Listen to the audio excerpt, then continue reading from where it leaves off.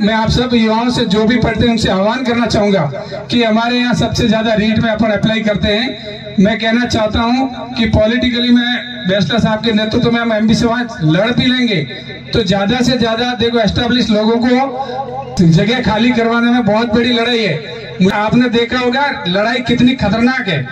जो जमे हुए लोग हैं उनसे कुछ सीट लेने के लिए बहुत बड़ी लड़ाई लड़नी पड़ती है। तो मैं जितना अपन लड़ेंगे तो उसमें से कुछ अपन एमएलए बढ़ा सकते हैं, एमपी भी बढ़ा लेंगे, लेकिन उनकी एक सीमा होगी।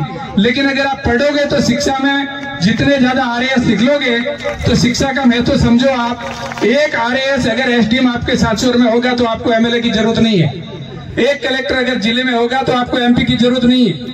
तो शिक्षित बनके ही हम आगे बढ़ सकते हैं। शिक्षा सभी समस्याओं की, सभी विकास की जड़ है। शिक्षित अगर बनेंगे, हमारी माताएं बहनें पढ़ेगी और जितनी बच्चियां ज्यादा पढ़ेगी उतने ज्यादा हमको फायदा होगा। तो बच्चों की शिक्षा पे हम ज्यादा से ज्यादा ध्यान दें। मैं यही आपसे कहना चाहूंगा। राजनीति में मैं आपको कहना चाहूंगा कि जो भी बंधु उसकी लाइन चल रही है उसको सपोर्ट करो, टांग खींचाई मत करो, तो वो अपने आप आगे बढ़ेगा। ऐसा नहीं है कि राजनीति में कोई कर रहा है आप 10 जने तैयार हो गए। आपको लोग जिस तरीके से कहा गया मंच से कि हत्था नहीं बनना है।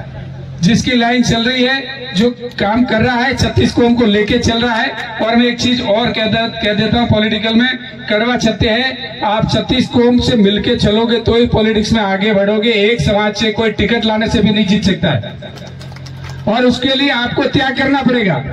राजनीति त्याग मांगती है। अगर आपको राजनीति में आगे बढ़ना है तो आपको त्याग करना पड़ेगा। ऐसा नहीं है कि साहब इससे ज्यादा तो मैं काबिल हूँ। जिसको जो लाइन मिल रही है उसको सपोर्ट कीजिए। और मैं कहना चाहूंगा या संत वरण से भी, जिसके पीछे भी देवासी है, जो देवासी समाज का संत है वो केवल साधारण संत नहीं है। वो जो भी एक्टिविटी करेगा, वो जो भी व्यवहार करेगा वो देवासी समाज का गिना जाएगा।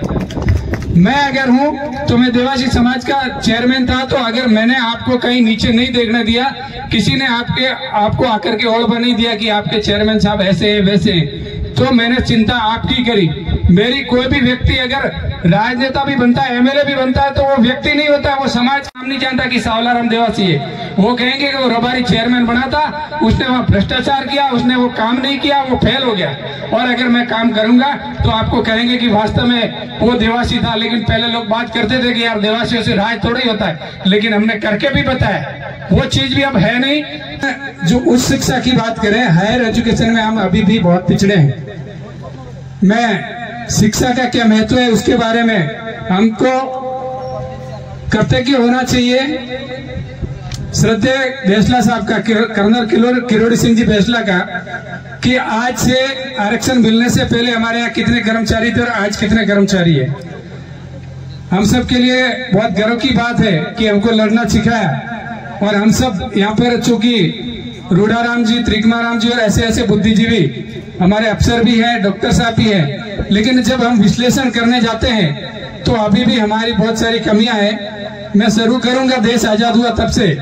मैं विजय जी को कहना चाहूंगा कि सबसे ज्यादा देश आजाद होने के बाद में अन्याय अगर हुआ है तो हमारी एमबीसी समाज के साथ हुआ है। मैं आपको कहना चाहूंगा कि जो भी शोषित वंचित थे उनको एससी का, एसटी का सबको आरक्षण मिल गया, और बाकी का जिनको आरक्षण नहीं मिला उनके पास जमीनें आ गई।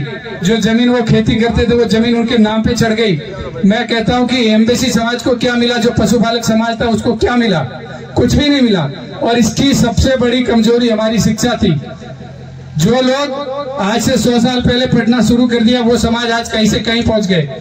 अगर हमको, हमारा ये दुर्भाग्य है कि उस समय अगर हमारा कोई शिक्षित व्यक्ति होता, हमारी अगर पैरवी करता, तो हम भी आज एसटी में होते और एसटी में हम डिजर्व करते। आपको पता है जब बैचलर साहब ने आंदोलन किया, उस आंदोलन में जब सरकार ने हल्के में लिया और जब हम लोग लड़े और गुजर भाइयों का बलिदान हुआ, मैं उनको भी आज श्रद्धा सुमन अर्पित करना चाहता हूं। और जब ये आयोग बना और आयोग ने जब जाकर के धरातल पे देखा तो वास्तव में उनको मजबूर होना पड़ा 5% आरक्षण देने के लिए। ये 5% भी हमारे लिए बहुत कम है। तो शिक्षा के बारे में अभी बैचलर साहब आपको बताएंगे। और मैं भी कहना चाहूंगा कि शिक्षा में अभी भी हम बहुत कमजोर हैं। मेरा यहाँ युवा बंधु सब यहाँ खड़े हैं। मैं रानीवाड़ा और सांचौर पूरे जिले में सबसे सक्रिय मानता हूँ युवाओं में और बुजुर्गों में भी। यहाँ सब जगह की सबसे ज्यादा पूरे जिले में जागृति, चाहे वो सामाजिक हो, चाहे पॉलिटिकली हो चाहे शैक्षणिक हो।